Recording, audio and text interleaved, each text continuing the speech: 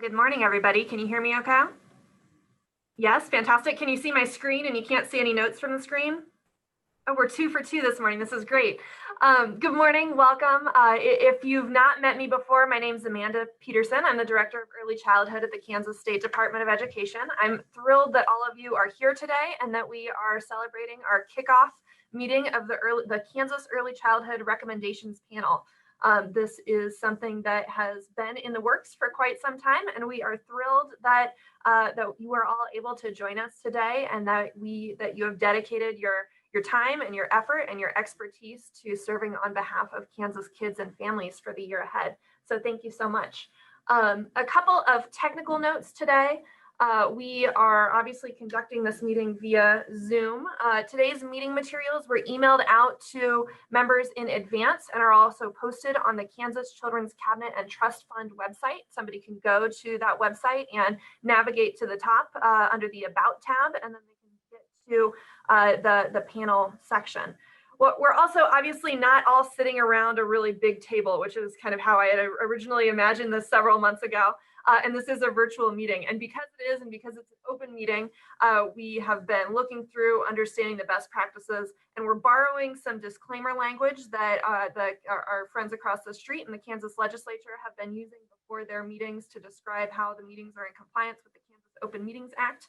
It's about 3 paragraphs long, and Amy Meek very, very graciously volunteered to read it because I, in those situations, have a terrible tendency to speed read. So Amy, thank you so much for offering to share that information with everybody who's watching online. Good morning. The meeting is meeting remotely today by Zoom meeting. Members, staff, and conferees making presentations before the committee are participating in a Zoom meeting.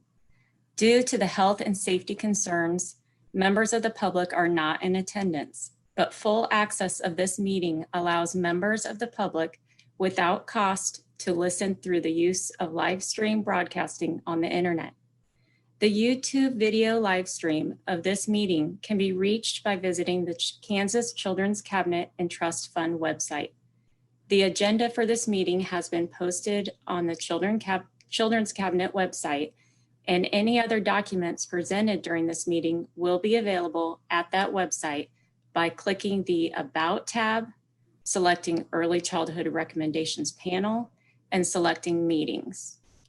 All participants will state their name each time the individual begins speaking or voting so that the individual can be readily identified by remote listeners.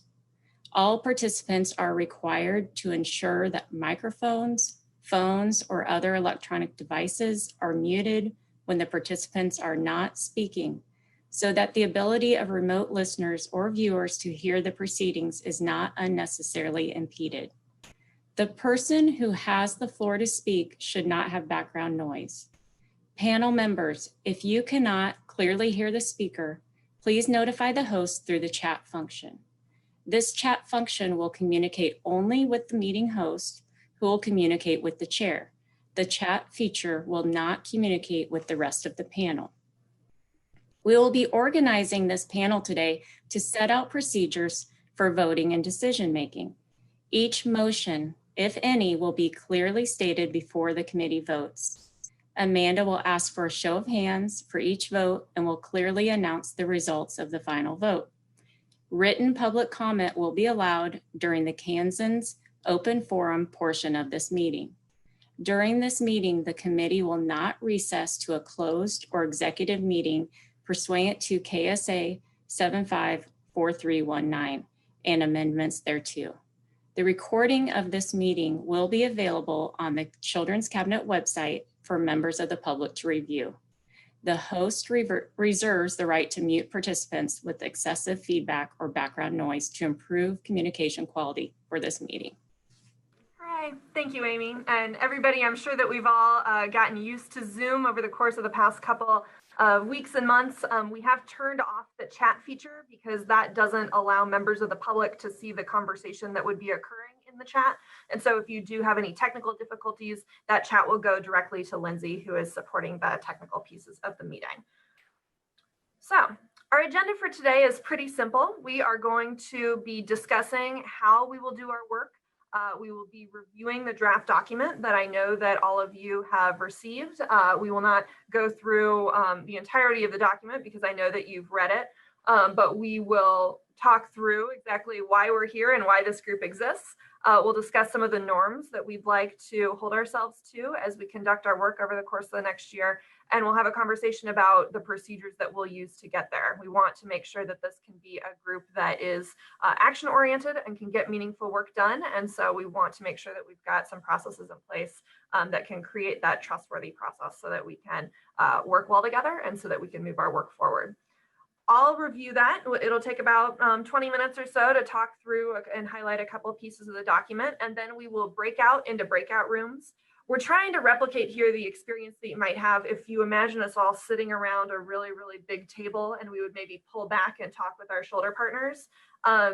Since it's Zoom, you don't get the opportunity to decide who you sit with, and so you'll randomly be connecting with some shoulder partners to be able to have some good small group discussion, to be able to get to know each other a little bit better, and also to discuss the draft document and what changes, if any, you would like to see made. We'll then come back together as a big group. We will discuss we'll share out from our small group conversations, and we will discuss and make edits if necessary and adopt this roles, norms, and procedures document. Then we'll have the Kansans Open Forums section. This is something that will be a standing agenda item in our meetings. And then we will discuss the future work of the panel. All of you responded to a survey that shared what you would like to see progress made on over the course of the next year. That lines up really nicely with some of the work that we already knew we had planned, and we are also, as a group, have some opportunity to decide, what would we really like to make progress on, and where can we focus our time and energy as we're serving on this body. I don't see any. Please wave your hand or get my attention if you have a question, but I don't see anybody looking terribly confused, so we will dive right into the draft document. As a reminder, this is a draft for those watching at home. This is posted on the Children's Cabinet website under the Early Childhood Recommendations Panel meeting materials for today's meeting. And I want to emphasize that this is a draft. We pulled from a couple of places to develop this document. We were able to look to some other councils and committees and work groups, to their bylaws, to borrow some ideas. We also have some pieces that are a little bit less flexible, as we'll talk about in a minute. This group exists because the governor signed an executive order stating that this group will exist. And so obviously that does create some parameters around why we're here and the work that we'll do. And the draft document, you can see the 7 articles that are listed on the screen, has sections that we think pretty comprehensively cover what this group is and how it will do its work. We'll get started with the most important piece, which is the why. Why does this group exist at all? In 2019, we conducted a really careful needs assessment that built on work that's gone on for many, many years in Kansas. We know this is not the first time that Kansas has had an early childhood advisory council and had groups advising that council. I want to honor that many of you have been doing systems building work in this state, trying to create the best possible governance structure that our kids and families deserve for a really long time. In 2019, we had the opportunity to reinvigorate some of that work, to engage more than 6,000 Kansans, asking about what we dream about, what we need and want for young kids and families in our state. And one of the key findings as we were assessing, what's the state of early childhood in Kansas, one piece that came through really clear is that we need some better alignment and coordination among our state system of early childhood governance to really get to what we want for kids and families. What was really striking to me as I was reviewing the survey results that all of you shared as you were answering the question, what one piece, what one issue do you hope to make progress on in the coming years, is that many of you spoke to this issue as you were sharing, why are you giving up your 2 or 3 hours of your time once a month to be able to come together and do meaningful work? And so I wanted to share some of those responses back with the full group, because I think that it really speaks to why we're here and what we're trying to accomplish. So as a reminder, the question was, what one issue do you want to make progress on over the course of the next year? And we heard you shared, these are your words, you shared a couple of pieces around developing a more cohesive cross-agency early childhood system. The idea that all of these pieces fit together into something coherent at the state level with respect to roles, effectiveness, funding streams, common terminology, and goal setting. A better understanding of the various organizations and developing a shared understanding of how to promote equitable access to high quality early childhood learning opportunities for each and every child and their family. And connecting the early learning community in a way that creates a strong altruistic community ready to activate opportunities and find unusual positive solutions that lead to good public policy. There's another response that is slightly longer, so I won't read the entire thing. There we go. But it spoke to the fact that we all sit in different places as we're thinking about the role of this panel. We come here from a variety of sectors. We come here from a variety of areas of expertise. And sometimes we're able to work together and collaborate and get incredible work done. And some other times we find that there's opportunity for us to all be better connected. And so this panel member shared, I'm hopeful that through this project, the communication and collaboration among all the stakeholders will serve to strengthen those relationships. It really does take a village to move these things forward. And of course, the underlying why of why we're here. We want to make sure that we can build a better Kansas for the young kids and families in our state and for the providers and the service, the people who serve them. And so when we're thinking about our big picture vision, I thought that some of these responses really spoke to, the big picture and keeping the why front and center in our work, thinking about empowering communities to serve kids and families, filling gaps, improving access to critical services. So the role of the panel is to be an advisory group to the Kansas Children's Cabinet and Trust Fund. As the name suggests, we will be making recommendations. That's one of the primary functions of our role. And we will be a key part of this overall governance structure in the state of Kansas as we're trying to move the work forward and say, all right, we are good at collecting information. Let's work together to put our feet down and say, we recommend that the state of Kansas do X, Y, and Z. The executive order is also referenced in this document front and center because that's an important piece of the work. I should have noted that so the executive order that Governor Kelly signed earlier this year, and gosh, February of 2020 does feel like a long time ago now.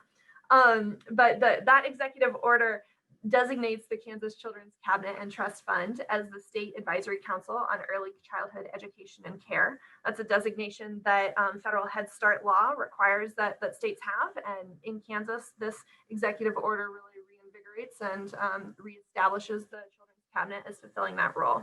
It also lays out that this group will have membership that largely reflects the statutory requirements and the statutory guidance around who's fulfilling some of these purposes. And this group is able to have a demonstrated expertise in the area of early childhood to be able to get a little bit deeper into the weeds and develop recommendations that can then be elevated to the Children's Cabinet or to state agencies for consideration. So that's Article 1, kind of the why of our work. Do we have any questions, comments, or concerns as we're thinking about this piece? Because I think that it's really important as we're trying to figure out why we're here, that we're able to communicate this piece well. Well, let's be thinking on this as we shift into our small groups in a couple of minutes.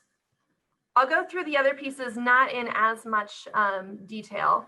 I will note that there was a good question when we're thinking about Article 2, which lays out panel membership. The rules and procedures draft document largely, part of it pulls directly from the executive order that describes what the membership of this panel will be. And it creates the opportunity for people to apply at any time over the course of the year.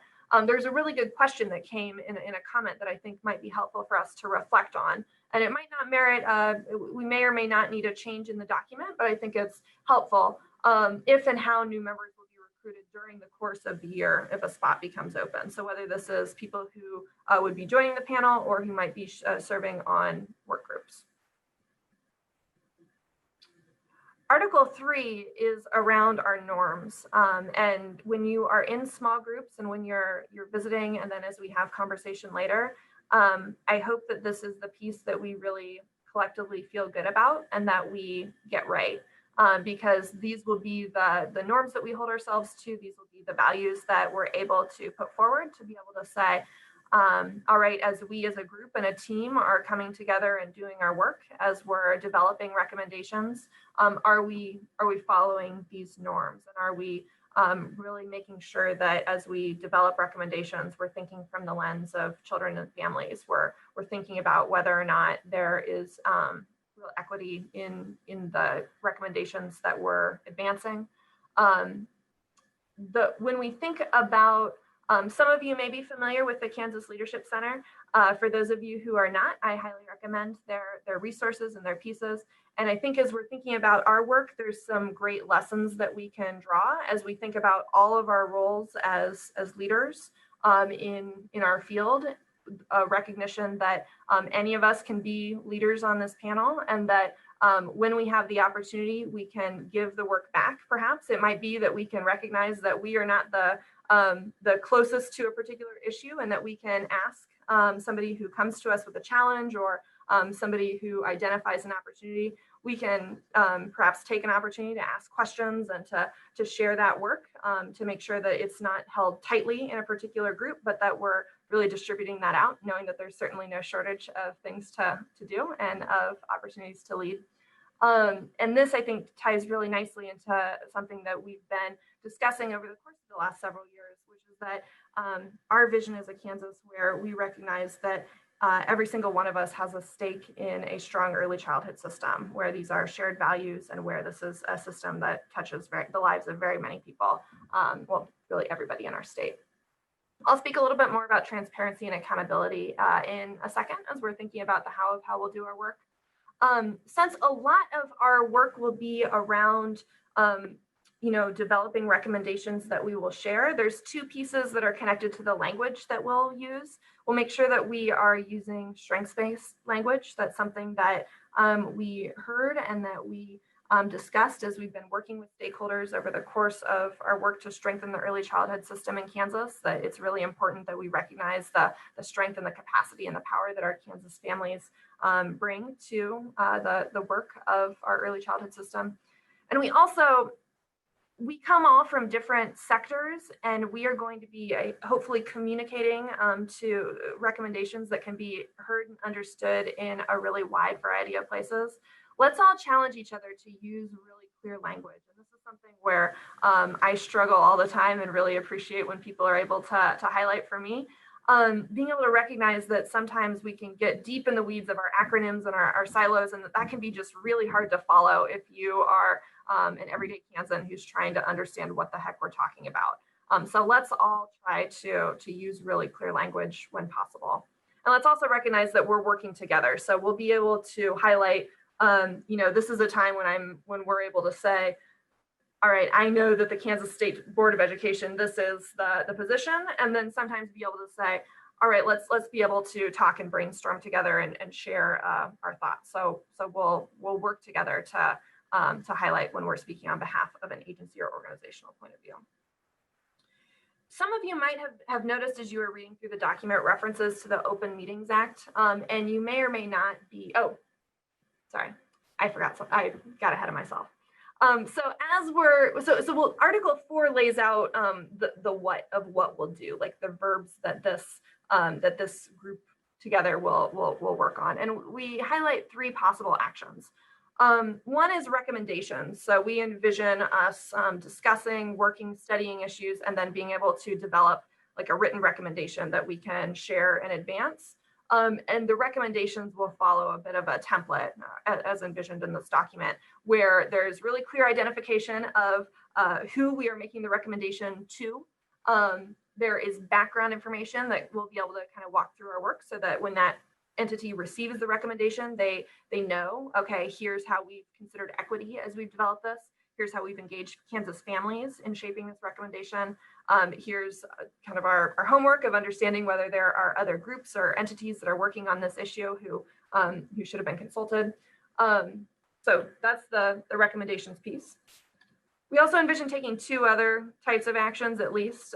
So contacting other groups in the state to be able to either share information that Kansans have brought to us, or share where we've identified opportunities for further progress, or to request feedback on work that we've done. And we can provide these recommendations at any point during the year, but at the end of the year, we will provide a report that kind of pulls it all together to be able to share with the Children's Cabinet. Now we've gotten to Article 5, which is meeting procedures. Some of you might have noticed some references to the Kansas Open Meetings Act. And I want that to not feel like something new or scary. The Open Meetings Act, you can see it's laid out here. It's something that allows us to be able to say, okay, work that happens on behalf of Kansans should be in a place where Kansans have the opportunity to engage with it and to view it. I highly recommend taking a quick scrolling through of the Attorney General's frequently asked questions. You'll all receive the slide deck for this after, so I'm going to quickly talk through just a couple of them. Basically, so we are subject to the Open Meetings Act, and that means that the meetings must be open, something where the public can go to YouTube, or if we were in person, be able to come to the meeting to be able to see it. And we need to be able to publicly provide notice that the meeting is going to happen. So that means that whether we are discussing things via email, whether we are having these meetings, it needs to be in a place where we can say, here's where the meeting is happening, and here's how you can watch it if you're a member of the public. A meeting, and this is important, doesn't necessarily mean all of us being in the same room together. Obviously, us on Zoom is a meeting. But also an email can be a meeting if it's an interactive discussion, or if we all got on a conference call. So that's just a helpful piece to know, that when we're doing our work, it needs to be able to occur in the public. And so that's just the piece if we're thinking, okay, why isn't it that we're hashing out some of these issues or sharing around draft documents via email? The key is that it's when there's a majority of members who are doing it. So group-wide emails, but so you've still got the opportunity. If you're looking on the screen and you're like, oh my gosh, I work with a lot of these people a lot of the time, and it would be really hard for us not to accidentally trigger a meeting. You don't need to worry about that, because it's when there's a majority of members together. This notes that it can occur via email. And this also notes that if there was a live symposium tomorrow or a webinar, we can all go. We just can't do work connected to the panel as we're there. So we can, so we don't need to be concerned that if we were all on a webinar tomorrow and something connected to early childhood, that would trigger this. It's if we're having an interactive discussion about the group. If we decide that we need more information on these pieces, the Attorney General's office does do trainings and answers questions. So I wanted to make sure that we all knew where those resources were if we had questions. When you're visiting about Article 5 in your groups connected to meeting procedures, this is something where I hope that we will have conversation later to determine if this is what we'd like, as we're thinking about how we will do those verbs that we laid out in as we were thinking about making recommendations or taking other formal actions. Ideally, we'd be able to identify consensus, and we also want to make sure that we're able to move work forward. And so I thought that 2/3 of members present kind of hit a nice balance. It's not like we were really carefully counting votes and determining who was from what sector as we were developing the membership of this panel. So 2/3 feels like something where it's approaching broader consensus, but where where we're still able to move things forward if we do have some people who disagree. So I look forward to all of your thoughts on whether whether either 2/3 is too much or too little as we're thinking about moving forward our work. We'll have a Kansans open forum at each meeting. We pulled the guidance for what this might look like from the Kansas State Board of Education. This will give Kansans an opportunity to come and share their thoughts and concerns if they're not sure where something will go, and then will give us the opportunity to take that and to acknowledge it and to incorporate it into our work moving forward. If you think that these procedures should be amended so that more Kansans have opportunities to engage in different ways, feel welcome to say so. And we also note in the procedures that there's going to be ongoing opportunities for people to engage through things like the share form, which has been open on the Kansas Children's Cabinet and Trust Fund website, and the regular biweekly All In for Kansas Kids webinars. So we don't want people to think that this Kansans Open Forum is the only opportunity for a Kansan to come and share their general feedback on the system. All right. So we are going to split into small groups to discuss this document. Thanks for having kind of a not as interactive initial piece of this as we walked through some of the pieces of this draft document. I want to make sure that we are building community and that we're building relationships as we do this. So you will be split out into small group discussions of 2 to 4 people. And first you'll share this, or you'll make a connection. So you'll share who you are, how you're supporting young kids and their families. And then if you'd like, you can answer what's something you've seen recently that's either given you hope or made you smile. And then you'll discuss the draft document. So some questions that you can be considering as you're having those small group discussions. Do these norms reflect the system that Kansas kids and families deserve? We really want to make sure that we get that norm section right and that that's something that we feel good about as a group. Do the procedures that are outlined, are they going to enable us to do meaningful work? What's going to be really important, because we're going to be coming back together to discuss and make any amendments to and approve this document, is whether or not there are any proposed changes to discuss with the group. So if you do, please give some thought to not just we want to address this, but maybe here's some ideas for language that we might have. And then as you're considering and thinking ahead, having some conversation about how all of us together can exercise leadership to be able to make progress on the issues that we care about, and how we can all support one another as we're working to achieve these goals.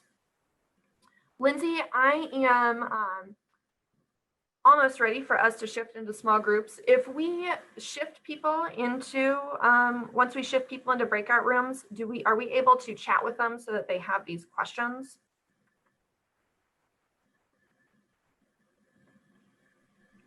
I can, it probably would be best if we go ahead and post them in the chat now. I think that that will retain on all of their screens. So I can try to work on doing that. But if you have the ability to cut and paste, it'll probably be faster. Yes. After that, I can send a message to everyone in the meetings, but it will just pop up at the top and then disappear. So I can't put things into the chat without going into those rooms. Yep, there we go. And then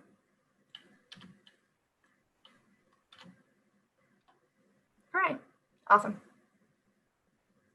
Then we are ready to split. So, oh, this is important. We will come back. So we are running right on schedule. We'll come back at 10:30. So you'll have about half an hour and we'll be able to give you a heads up when you're about to come back together. For folks who are watching via YouTube, as I said, we're trying to mentally imagine that people are pulling back to talk with their small table partners right around them. So they'll be sharing out the contents of those conversations at 10:30. Fantastic. Welcome back, everybody. Can you hear me okay?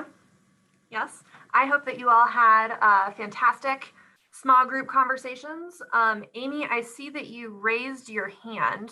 Are you able to come off mute? I'm not totally sure what that means, to be honest. Sorry, operator error. Oh, there we go. Okay, good deal. I was like, wait, I don't know what to do when you raise your hand. That is helpful to know maybe for future. So I hope that you all had great conversation. We're now going to take about half an hour to share out first and foremost what folks might have talked about, so we're able to hear from one another. And then so as you do, please share, please introduce yourself so that we can all get to know one another and so that people listening online can know who's speaking, and then share any feedback that you have. So with that, I'll open it up. You all should have the ability to take yourself off mute if you'd like to share.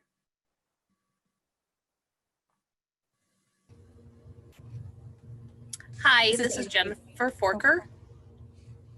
Awesome. Thanks, Jennifer. I was in a group with Angie and another Jennifer, and we talked about, we didn't have a whole lot of changes, but we did have a couple questions. One of the things that we talked about kind of at length was the continuity and the ability of members to come and go, or at least come on late, and how that was going to impact our ability to quickly go through discussions, and if we had to spend time bringing new members up to speed, if that was going to kind of slow down some of our processes. There was also some question about how that orientation was going to happen and what it was going to look like. And then the other question we had about the continuity part was, since this is just a 1-year term, and we decided that that was pretty much taken from the executive order, we don't have the ability to change that. But what's going to happen at the end of the year when we potentially have 100% turnover? How does the group continue to make progress without having to take 2 steps back before we take a step forward? And we wondered if there was a way to limit the number of turnover, or extend the term to more than a year. But like I said, we understood that language came straight from the executive order.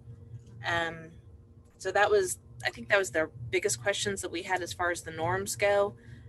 The last question that we had for the leadership part, it was discussed that there's not much diversity in our panel right now.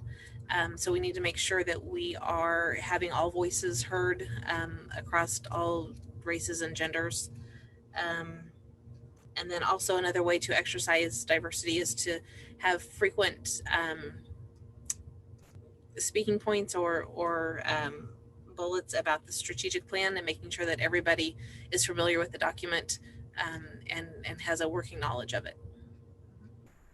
So Angie and Jennifer, did I get it all? I think you did.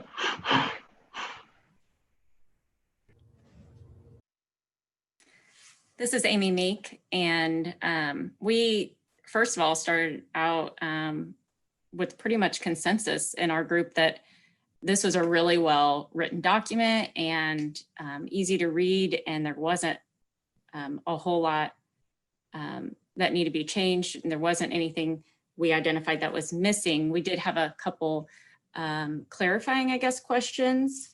One was what's excused and unexcused on the absences. And then under Article 2 on panel membership, similar to Jennifer's comment, a question about if it said that you can apply anytime during the year. So then what happens with those? Are those applications held on to until the annual appointing time, or are new members constantly coming on and this group will keep growing, or is this the membership, I guess, for this year? And then also, can current members, do they need to reapply if they want to stay on past their year term? And then for the resignation, then is that position filled by someone that's applied, that we have, I guess, in our pool of applicants, or is that position just left vacant until the annual appointing time? For any of those pieces, like for the excused versus unexcused absences, or the filling of positions, did you all have recommendations for what for how we might answer those questions? No, we kind of were up against some time to try to get through, so we didn't. No, we didn't have any. We just were thinking that those pieces probably needed to be clarified a little bit, that someone else may have questions too. And then I'm going to ask someone else on my group to explain a little bit. There was some discussion, I think it was under Article 3, about about aligning with the cabinet's commitment to equity statement. So I think Gail Kozad was going to talk about that piece in our discussion. I'm just chuckling, Amy. So actually, we just had some discussion that it was a little, for us as we were going through it, it felt a little confusing because there's the panel and our role, which is that, yes, and we understand that we're committed to the cabinet's commitment on equity, but then having that also in the document for us was a little like, because then it was trying to figure out our role within the panel, which is not just the cabinet, if that makes sense. It is broader than the cabinet. And so especially that last one, we got hung up on with the equitability of funding programs. Not that anybody is against that. It was just thinking about, that's the cabinet statement, and the panel statement is really, we're broader than that. So anyway. So I'm wondering, Gail, I've got really high tech. I've got my paper copy in front of me. Oh yeah, great. I shared it on our screen. Oh, good deal. Okay, I'm wondering if I would share it on my screen, but I'm worried that would do funky stuff with the YouTube. I'm wondering if we just change the subject of that sentence. So if we said the panel and then recognizes that equitable life outcomes start with an early childhood system and then goes on through with the rest, and the panel is committed to those bullets, and then maybe the last bullet instead of equitably funding programs would be, does anybody have any ideas? We were running way out of time on that. We spent a lot of time on that conversation, and we hadn't finalized it, but yeah. Good morning. This is Jenny Flinders from Center for Public Partnerships at KU. I wonder about I love the discussion. And your suggestion, Amanda, I wonder about my hesitance in removing some of that altogether, right, is that we really want to support that work. So through things that we recommend. So I wonder if it's a function of supporting the equitable funding of programs through our, recommendations or something like that, so that it stays intact, but we recognize we don't fund things. So you're making recommendations to equitably fund programs? Yeah, exactly. Yeah, that's kind of where we were headed in our conversation is at the end of the day, we don't have the ability to make those final decisions. And sometimes that's dictated by funding streams, but definitely how we can support that or make recommendations around that. That's a great comment, Jenny. Amanda, this is Amy Meek. I believe that language, though, was taken from its language that the cabinet adopted at the last meeting. So that's my caution in changing that, because that wouldn't be then reflecting what the cabinet adopted. That makes sense. So maybe it's just clarifying in our document that this is language taken from a statement that the cabinet has adopted or something to that effect, because I'm hesitant to change the language on that last bullet. Amanda, this is accurately reflect the cabinet's what they adopted. Does that make sense? This is Chelsea. I think to me, and maybe it's the formatting of it, maybe could, if that could be adjusted, because this part B is really just saying that we work in accordance with their commitment to equity. It's not saying that we are actually doing these things. So I don't know if that can be, could the equity statement be like an attachment, an addendum, and take it out of this section so it just says we work in accordance with it, and then we reference it somewhere else so that it's still part of the document, but not right here in the middle, kind of muddying it up a little bit? I'm seeing some informal nods and smiles. So I'm wondering if we might, so one, I'll highlight that we don't yet have, I'm hoping that we can arrive at this through consensus today because we don't have bylaws in place to adopt or not adopt things. If you could all, for those of you who are on video, raise your hand and keep your hand raised if you agree with Chelsea's suggestion to have this be an addendum. This is Amy Meek again. I just want to clarify and remind that the panel it's a standing committee of the cabinet. It's not independent necessarily, but it's a subcommittee. So I just think that we need to be clear, I guess, in our language that we're gonna fall within the accordance of the cabinet. Amanda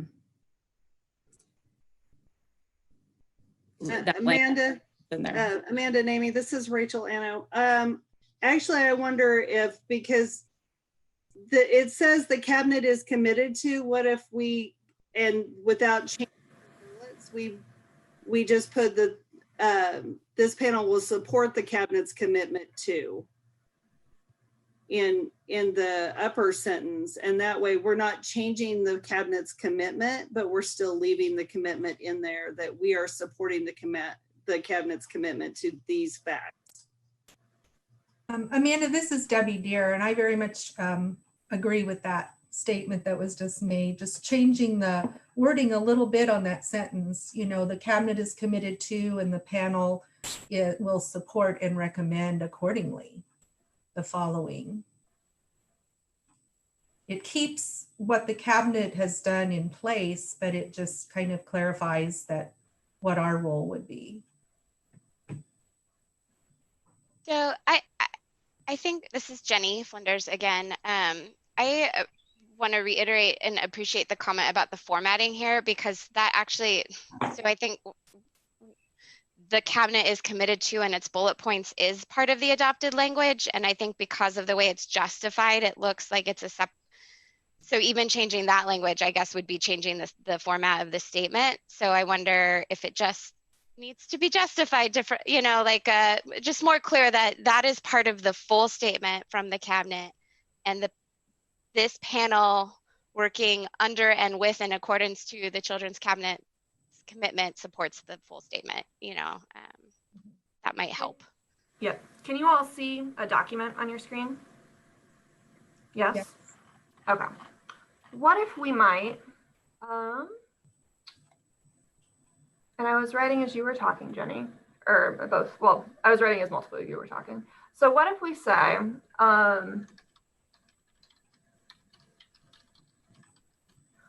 the panel will support and make recommendations in accordance with the Children's Cabinet commitment to equity. And then we will, I would love to maybe have a pop-out box right here so that somebody doesn't have to flip to the end, but something that makes it look separate and keeps the original language. I'm seeing nods. Please, okay, so again, one more time, please raise your hand if you think that that will work, and keep it raised so that I can flip between two screens. Fantastic. Excellent. Please put your hands down. If you disagree with that and do not think that that will work, please either speak or raise your hand. All right. It appears we have consensus. I am clearly stating that that I saw that everybody raised their hand and thought that this will address that piece. So thanks, everybody. And thank you, Amy and Gail and Jenny and Debbie and everybody and Chelsea and everybody who shared considerations around that, because I think it's really important that we get it right. And I just quick, yes, just to make sure. Yep. I'm sorry, I'm Eva Horn. And the only thing I heard and I thought it was really important is the formatting, and the fact that the cabinet is committed is still sticking over to the far left. I think it would be really helpful to really make clear that this is a direct quote from the cabinet's position.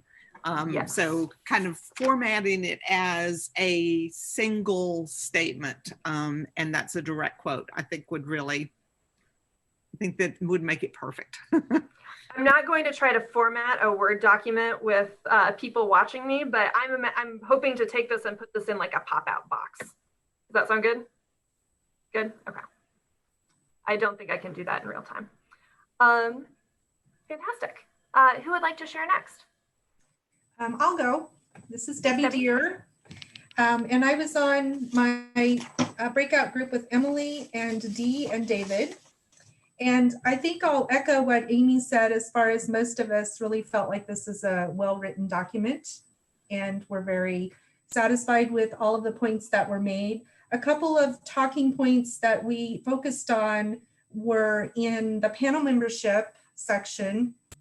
I guess just a little clarification again, and some others have mentioned this, on how many members. I mean, is there going to be a max or a minimum? And if someone does leave, will the replacement for that person be the same group of representation? Because we just wanted to make sure that everybody was being represented fairly. And I guess another question is, has anyone brought to your attention since this was released the fact that they feel like their group has been left out, or in some way that we overlooked something? So since this has been established, we have had one member resign, and we've had one person who represents a similar area or service sector apply in a similar region. So there has been, if we did want to say that we would keep the membership roughly the same as it was at the beginning of the year, we've got a process in place for that to occur. The appointments are made by the appointed body of the Children's Cabinet, and we've got flexibility to do that, I believe, at any time during the year. And I'll be really honest, as we were establishing this group for this first year, we're not, the size of the group and the needs of the group and the representation on the group might need to grow or shrink from year to year.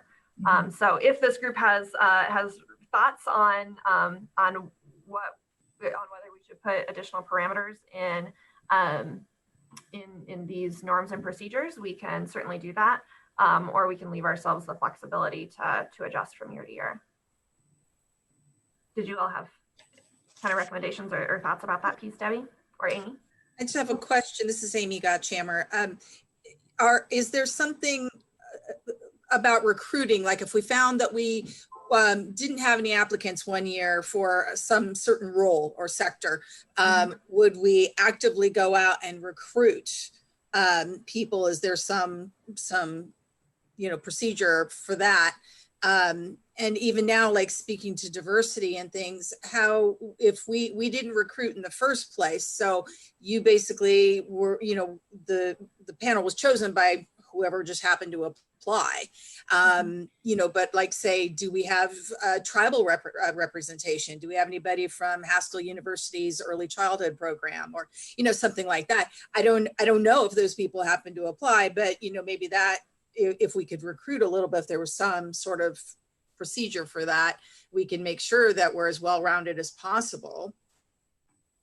I'm realizing that there's a really important piece of context that I might have shared earlier, which is that we are, the Children's Cabinet is currently hiring for an early childhood systems coordinator, and part of that role will be supporting this group. So Amy, I think that you and Debbie raised a fantastic point in terms of the work that goes into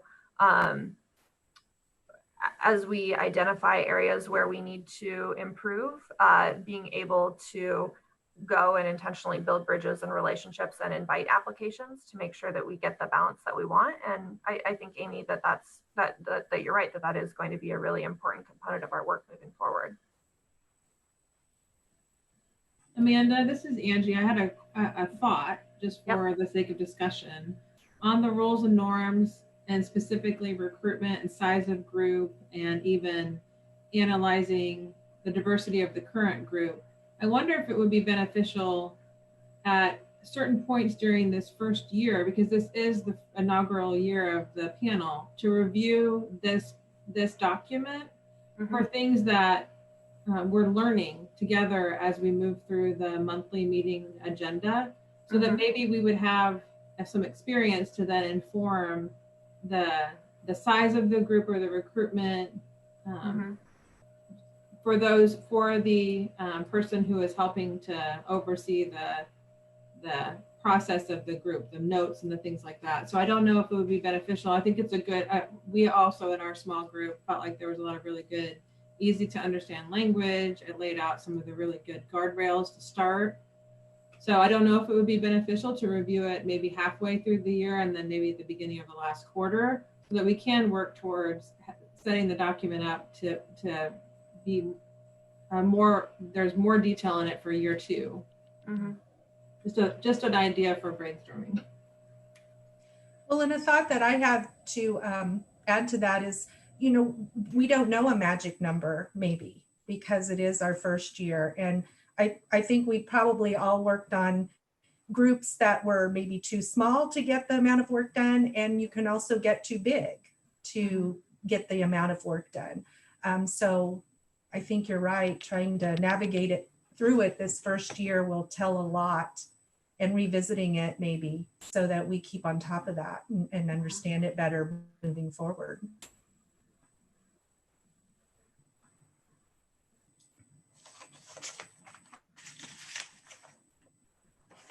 Angie, I think and Debbie, I think that makes a great deal of sense in terms of being able to take something as a starting point and then being able to propose adjustments as needed.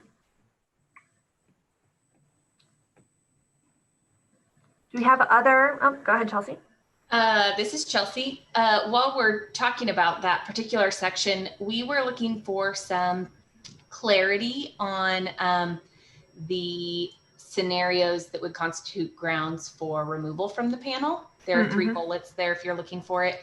My personal confusion was in what scenario bullet number 3 would be used, because bullet number 2 exists. If 2 unexcused absences is grounds, then do we need to say that 2 unexcused absences plus something else is also grounds?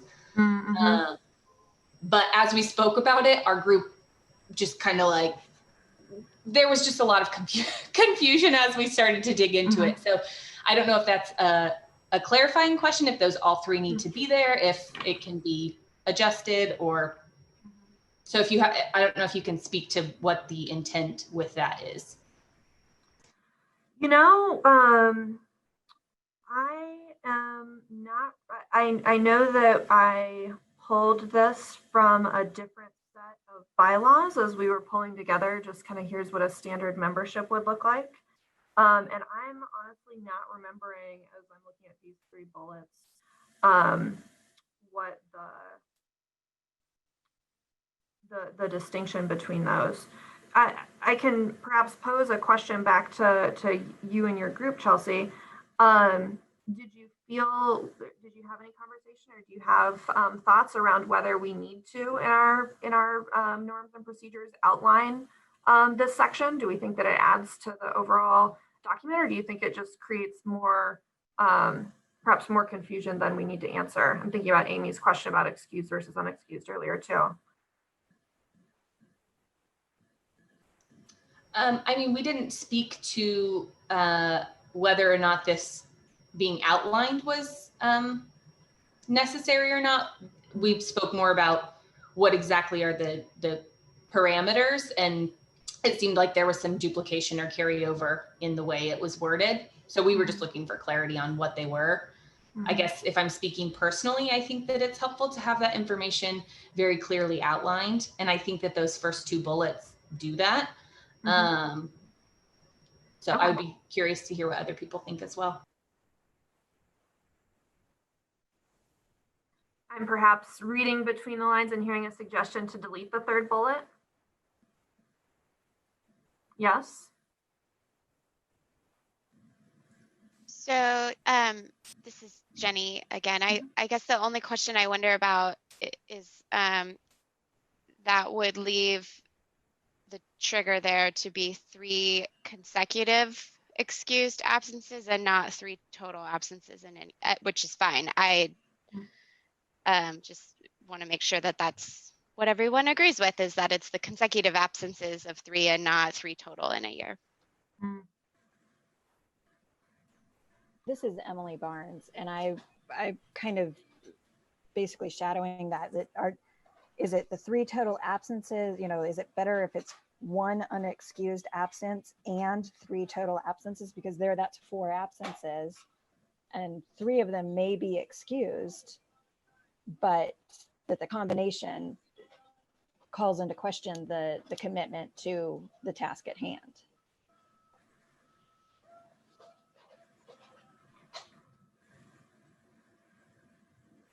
That makes sense? Does that make sense? Mm-hmm. What do we think? Should we define unexcused? Does it mean that they didn't communicate, that they weren't going to be at the meeting?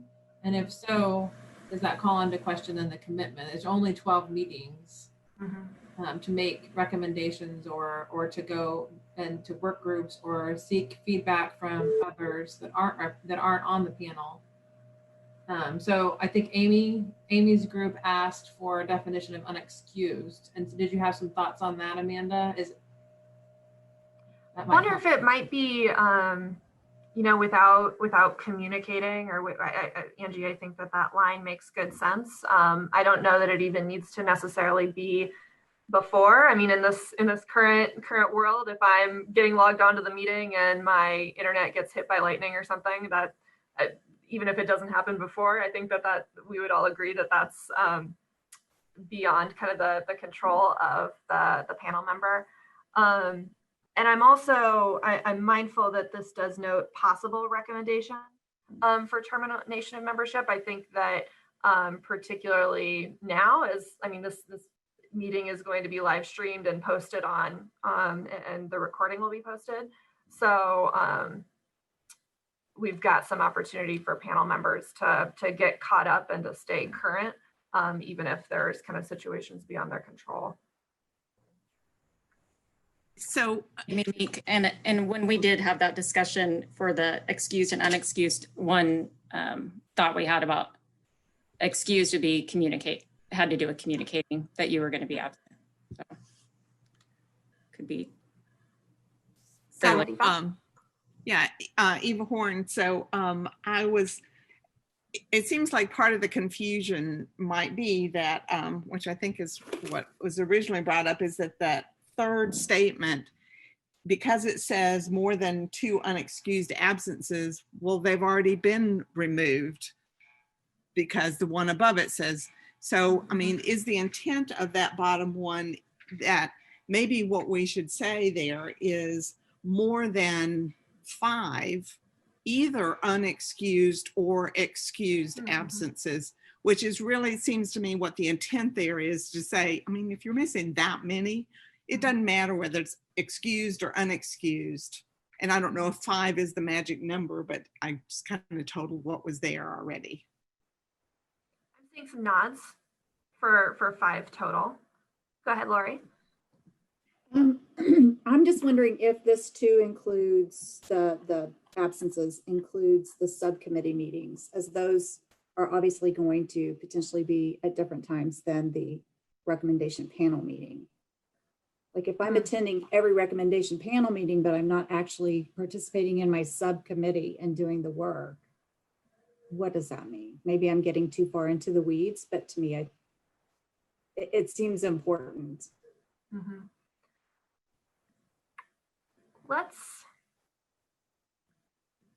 Let's try this. What if we might, Eva, I like your where's my chart changes? I like the suggestion here of more than 5 total absences. That's not how you spell it, absences. Absences in a given year. And then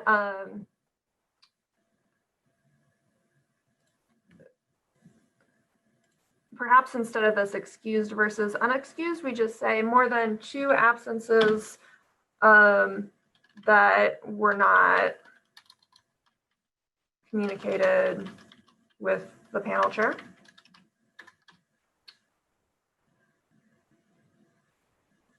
Did we? Peggy, I see a thought. Well, I just think, hey, thanks. This is Peggy Kelly. I think maybe having the 3 bullets may be getting into too much detail that's just going to be difficult. I think we're talking about 3 consecutive absences in 1 year and then a total of 5. I think those 2 things are reasonable, but I think adding the 3rd piece just is adding just layers of confusion. That would be my thought.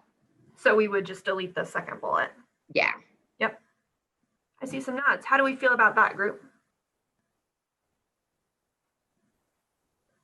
Can you raise your hand if you think that that's a good idea? Fantastic. I see lots of hands. Can you put your hands down and then raise your hand if you would like to propose something else or if you disagree? Amanda, this is Kelly Mark. I don't disagree. I mean, I agree with what Peggy said. I think that's great, but it doesn't address what Lori brought up. Does this mean this meeting, or does that also include your Sunday meetings? So I'll first clearly state for people watching via YouTube that we had hands raised, unanimous hands raised for the piece that we were discussing about adopting Peggy's suggestion. So thank you, Peggy, for helping us navigate our way through that. Kelly and Lori, to that question, I think that kind of in the spirit of what Angie raised, I think that it makes sense for this to currently be for meetings of the full panel. And we can say perhaps 3 consecutive panel meetings of the full panel to make that clear. And that as we kind of get working groups moving and we understand the level of engagement or whether everybody needs to be involved in those, then we can perhaps have working groups have the ability to kind of organize themselves and figure out what procedures they need to get their work done. Would that work? That would work. Awesome. Executive meetings. Would it be reasonable, this is Peggy again, to add a statement somewhere in there saying that it's expected that consistent participation in assigned subcommittees is also. So maybe panel members' active engagement in both meetings of the full panel and subcommittees. Sorry.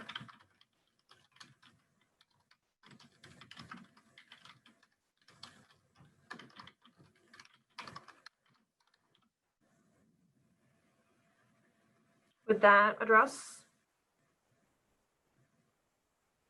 Yep. I'm seeing nods. If anybody disagrees with that, please either speak or raise your hand. Go ahead, Sarah. Since we put that in that first paragraph that specifies the full panel and subcommittees, then we need to add wording for the 5 total. Does it include the subcommittee, or does it include the full panel?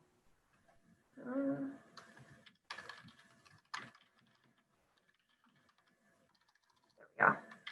Thank you, Sarah. That's a great point. All right. I think we feel pretty good about this section. Amanda, I had one final question. I know we need to move on. Yep. Do we need to, there we go, Angie. Do we need to, sorry, I should have said that. Do we need to clarify that communication is expected if you cannot attend? So that gives the panel chair the statement that they need if they have to ask someone or follow up with a panel member about communication. I don't know. Maybe not. What do we think, group? Yes. Communication with the panel chair. I think it's reasonable to expect people to communicate. Yeah. So maybe panel members should communicate with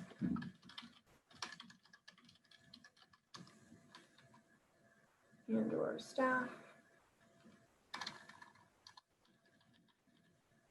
if they will not be able to.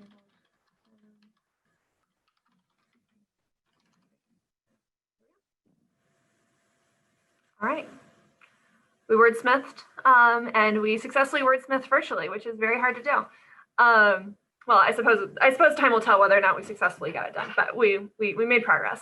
Do any other groups? We do have time to visit about this, so I want to make sure that we don't rush along if we have additional people who wanted to share from their small group discussion. This is Chris Pedersen with University of Kansas. I was in a group with Peggy and Kim Hawkins and Kelly Mark. We had a question about the submitting agenda items and how that would take place. Let me find. Yes. I've lost where that is, but. I can talk through. So that piece I pulled from watching the state board. It's item G, which is 2 pages from the end.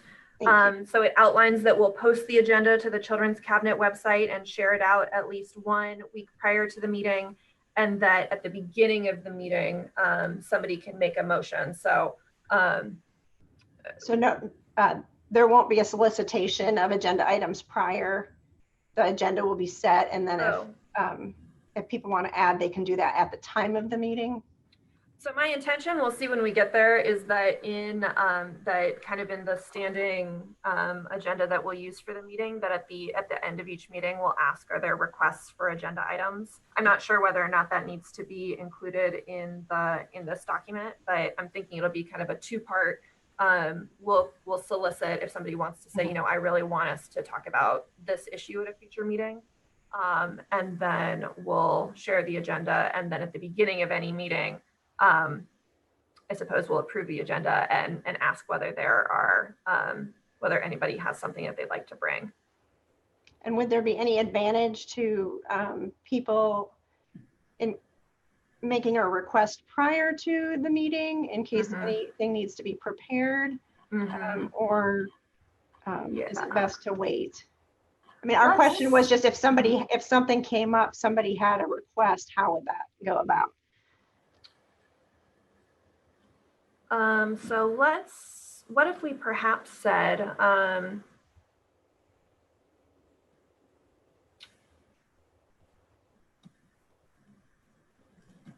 and we had no answers. We were just curious about how that process would work.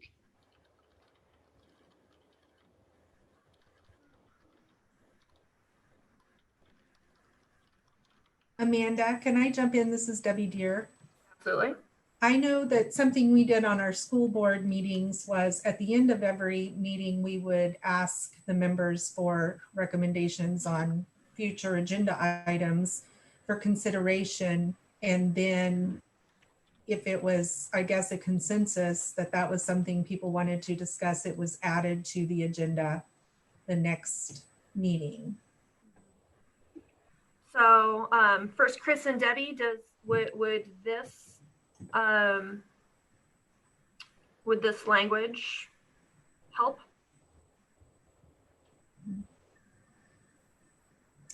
Looks good to me. Yeah, I mean, it was actually an agenda item at the end of every meeting to ask for input on future agenda items. Yep.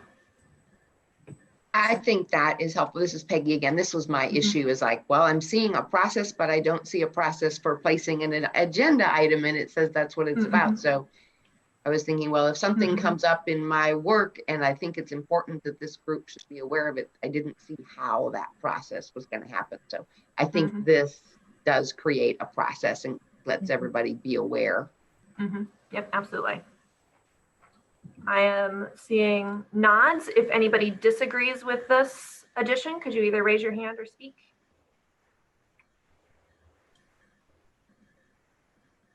All right, thank you, Chris. Did you have other pieces to share from your group's conversation? One more thought, and this was on the panel norms under the data-driven piece, E. Got us thinking about what different sources of information we should be looking at for data. And, I was wondering if this would be a place to look more broadly at sources of information such as national standards and recommended practices that would guide, thinking it's still data driven, but it's beyond what the typical layperson sees as data. especially as we look at recommendations for services and education of providers. So as you were thinking about the how of how we can be successful in supporting each other in our work, that could be something that we really, when we're looking at this, we can really say, yeah, when we say multiple sources, we mean that broadly defined. The statements about making sure policy recommendations reflect the realities of Kansas, but I think our recommendations should reflect sound recommended practice, evidence-based practices that we know to be true. So we didn't have any answers. It was just a topic of conversation about how we can incorporate that into the document. Maybe something like, this is Peggy again, like including best practice and evidence-based and emerging practices from literature. So to ensure policy recommendations reflect the reality of Kansans as well as best practices? Is that best what practice and evidence-based or emerging practices. How do we feel about that group?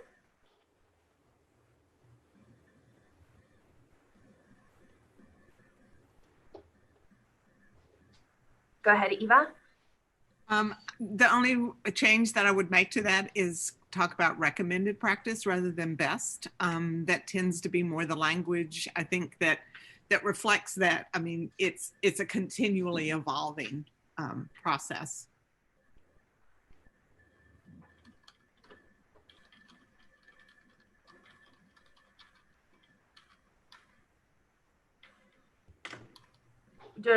Would that capture, as well as recommended practices, Peggy, does that capture evidence-based and emerging practices, or do we want to list all three out? I see some nods that it does capture. I see shaking heads. I welcome feedback on what I should type.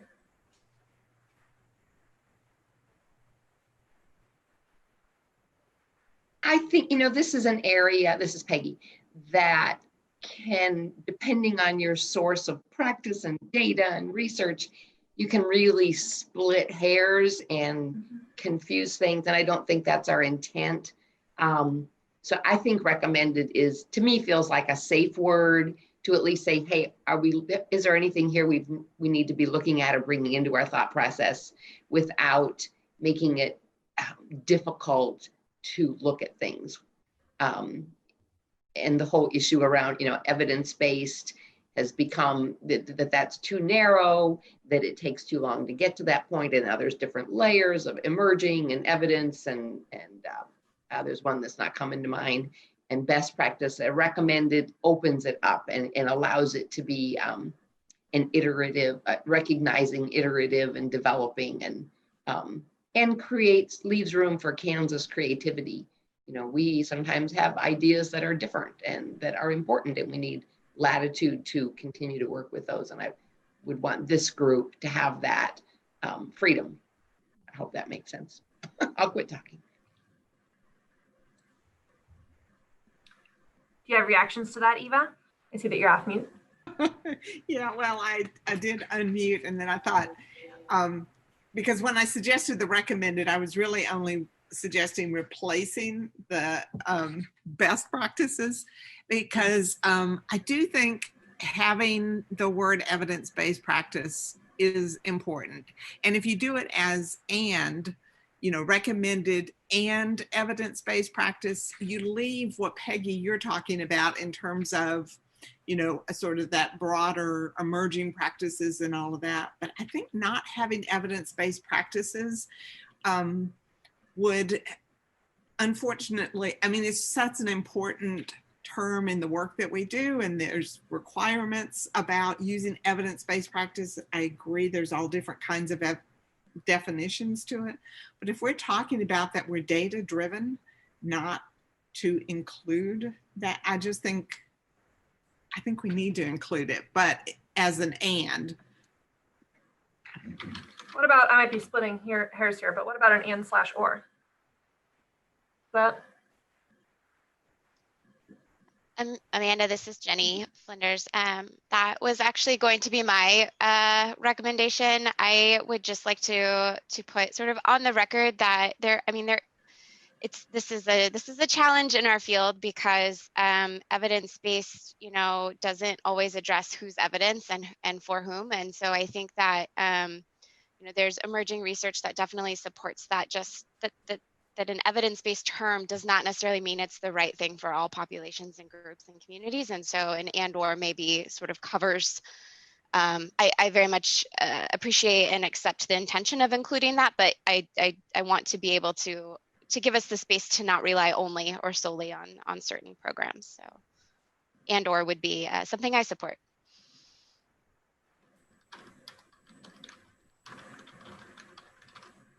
This is Peggy again, I'm sorry. Then does the word emerging become more important than to include that or not? This is Deanna Berry. I was thinking as well, like if you said current recommended and or evidence-based or some connection to what's current, not what was 20 years ago that might come, that I think that's important.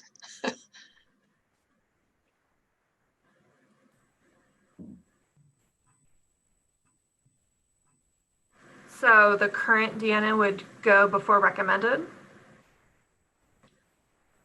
You think so?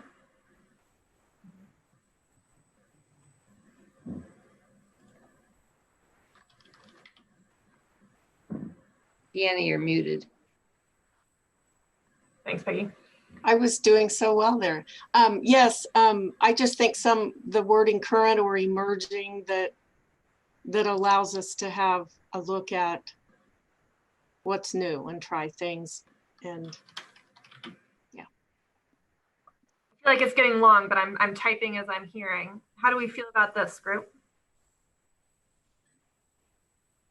I think we could make it a little bit shorter if we take practices out of there twice. So current or emerging and or evidence-based practices. I'll add a comma.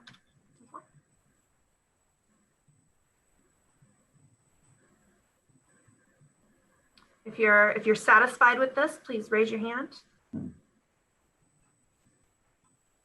Thank you, everybody. If you are dissatisfied, please either raise your hand or speak. All right, we have consensus that we are satisfied with this language. Do we have any other pieces that we'd like to address in this document? Go ahead, Rachel. This is Rachel Anno. One of the things we brought up, we kind of mirrored most of what everybody was talking about with diversity and voices, but one of the concerns was within the one-year term and the reappointment piece, and how many reappointments would be allowed, and just to keep the board from becoming stagnant and it just being the appointment of everybody who would already served multiple years. And so that was one of our concerns. And then another concern that was addressed was within the call out piece. And I'm going to switch screens, sorry. In the panel membership shall include a maximum extent possible, and then that listing of ones that ICC is not called out there, and we wondered if reason for that. And those were, other than what everybody else has suggested, those were our main two questions.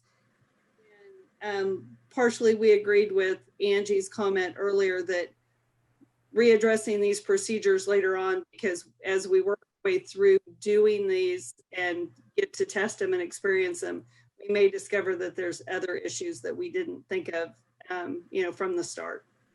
Well, and I think that this piece around turnover and reappointment of membership will be something that will be really helpful for us to discuss at 6 months and then starting at the fourth quarter.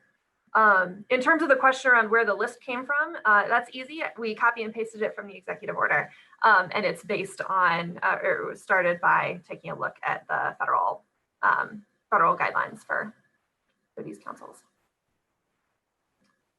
Well, everyone, thank you. That took a little bit longer than I thought that it would, but I'm really pleased that we were able to practice. A lot of our work, I think, will be this kind of wordsmithing where we're able to take something that's very much in draft form and either say, nope, that's not on track, or yes, here are changes that we'd like to make. So I'm glad that we were able to work through it. I'm going to ask for one more kind of show of hands and one more work through for whether or not we would like to adopt this document with the changes that we've made today. Would anybody like to? I see some hands. Please raise your hand if you would like to do that.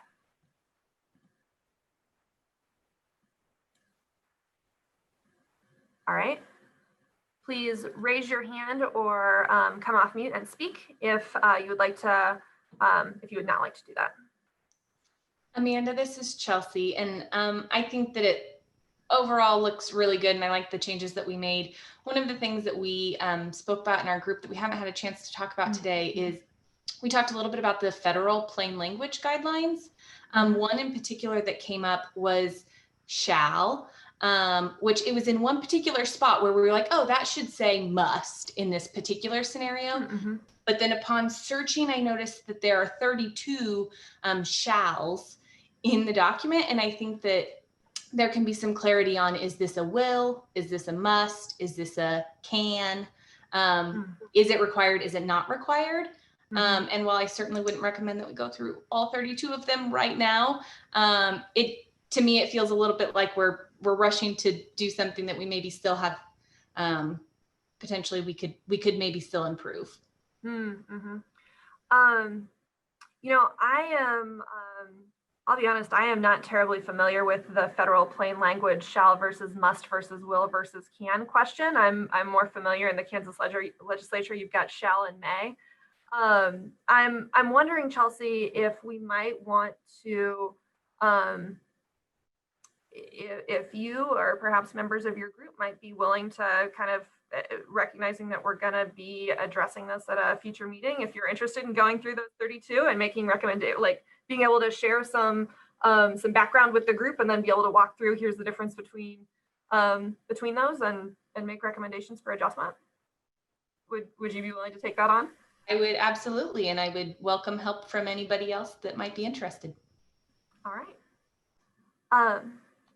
Well, not having guidance or bylaws in place before, for the folks watching on the YouTube, we had nearly everybody raise their hand that they address this, and then we had the piece from Chelsea, which we've just heard, and that we've got opportunity to address later on. So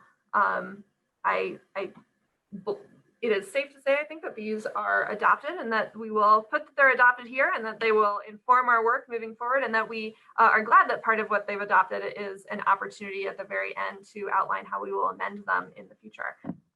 So go team. I'm glad that we were able to move that forward. I am mindful of the time. I'm noticing that it's 11:25.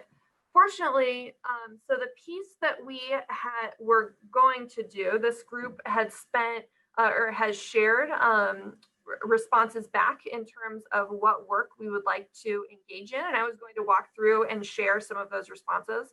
I think that instead what it makes the most sense to do is to share the responses from that survey in kind of written form following up, and not talk about how we had, oh, I skipped something very important. I'm sorry, everybody. The Kansans Open Forum is the next item on the agenda. This is where Kansans have the opportunity to share their feedback and to then share it with the panel during this portion of the meeting. We included that on the notice of the meeting and have broadcast it in our various communications about this meeting. We didn't hear any responses from Kansans for this opportunity to share written comment at this particular meeting, although we did receive outreach from a vendor who was sharing some of the information about both services they have available and an upcoming webinar. We'll include that in the meeting minutes and the materials that are posted on the Children's Cabinet website. Now moving on to the next item on the agenda, which is our future work. I will share the list of what we shared in terms of what we want to make progress on in the coming year. It fell very much into buckets that aren't surprising. Everything from collaborating and working together and addressing our system, to addressing issues of capacity and access, strengthening our workforce, supporting families as they navigate our system, and improving quality and environments. We do have some pieces that we know are on the horizon, and many of them were raised by the group. Aligning funding streams is something that we know is important, and that as we move to making additional funding opportunities available, we've got a broad range of expertise and perspective on this group that can help us align those funding stream requirements. The statewide workforce registry will be a powerful tool that we have to support our state's workforce as they progress along a career pathway, and we have some big picture questions to provide recommendations as Kansas develops this new tool. We have identified supporting kindergarten transition planning as something that's really important. There's been important work in this area that's been going on. And I'm curious, and if anybody is interested in perhaps working together in a work group to develop a template agreement that could be used between community early childhood care and education providers to be able to outline what this transition looks like. This could involve collecting some of those existing MOUs that are already in place and then developing a template. Peggy, I am seeing you smile with a thumbs up. Might you be, and Amy, I am seeing you as well, Amy Goshamer. So we will coordinate that work group to begin pulling that together. If you're interested in doing so, please connect with me. And we'll also be working to define how success is measured in our state strategic plan for early childhood. We've outlined some indicators of success, and there's opportunity, back to our conversation about data, for us to be able to work to outline the data that we'll collect and gather as we measure progress. So that is a brief preview of the work ahead. We expect that the August meeting will focus around this question of aligning funding streams. Our upcoming meetings. So I'll take the second piece first. Our next meeting is on Friday, August 21st at 9:30 a.m. via Zoom. There was a question about whether we'll be meeting in person and whether we'll be making Zoom options available for people who might not be comfortable attending in person. I think that it's safe to say we all have different words that we're using a lot as the pandemic progresses. I'm finding that the one that I'm using more and more often is for the foreseeable future. We will be meeting via Zoom for the foreseeable future. So we can prepare to do that. We'll be kind of debriefing to confirm that the technology is getting what we need to do. Do we have Amanda, any requests? will they always be on Fridays at 9:30? Oh, yes. We can plan for the third Fridays of the month at 9:30 in the morning. Do we have any requests for future agenda items?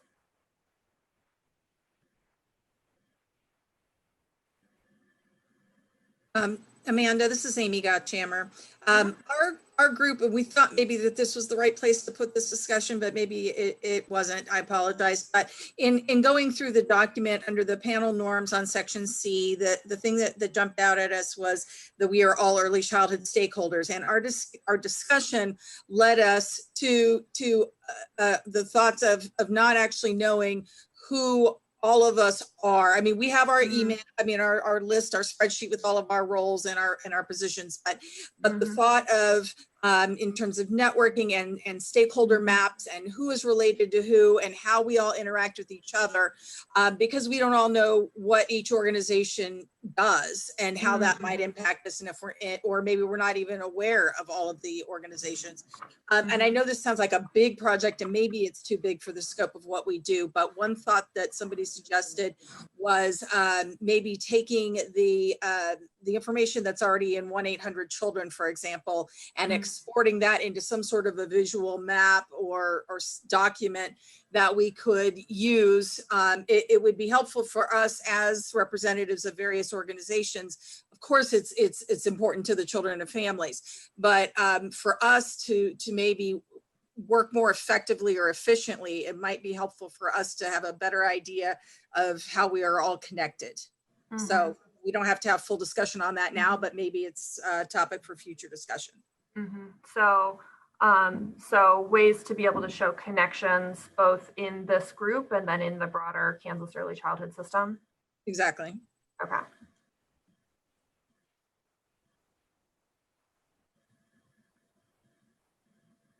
Do we have other requests for future agenda items?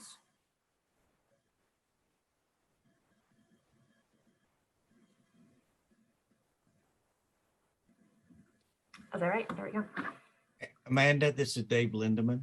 Absolutely, Dave. I would hope we don't lose track of personnel development, pre-service programs, in-service training, TA. I think, training the workforce is critical.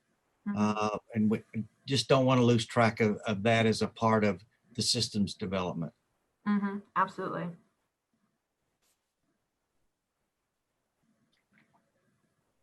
Thanks, Dave. So Amanda, this is Eva Horn.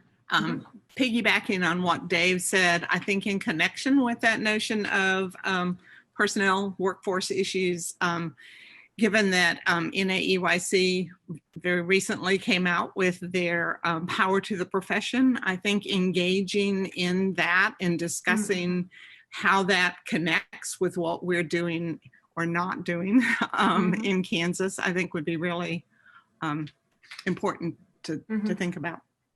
Well, and one format that I'm considering for the group is, since like when I think about the National Association for the Education of Young Children, they have such great resources that are available online where we might be able to send some of that as pre-work to be able to say, all right, we're each going to watch this webinar so that then when we're together, we're able to maximize our time talking to one another. And we're able to kind of do the receiving piece of the information on the front end. Fantastic. Well, everybody, thank you for giving us an additional 4 minutes of your time. And I'm glad that we were able to have a robust discussion earlier. Thanks also, again, for joining this group and for working together to build a really strong, solid, high-functioning group where we're able to do meaningful work. I know that that we all care deeply about this, and I really appreciate that each of you stepped up to say, this is something that's important to me, and this is something that will move forward. I'll be if you do have interest in working together on that question related to a state level template agreement for draft community level agreements for transitions to kindergarten, please let me know by perhaps the middle of next week, by next week Wednesday, and we'll then coordinate that group to get started. In the meantime, I hope that you each enjoy a really lovely Friday and a great rest of your day. Thanks so much for joining us.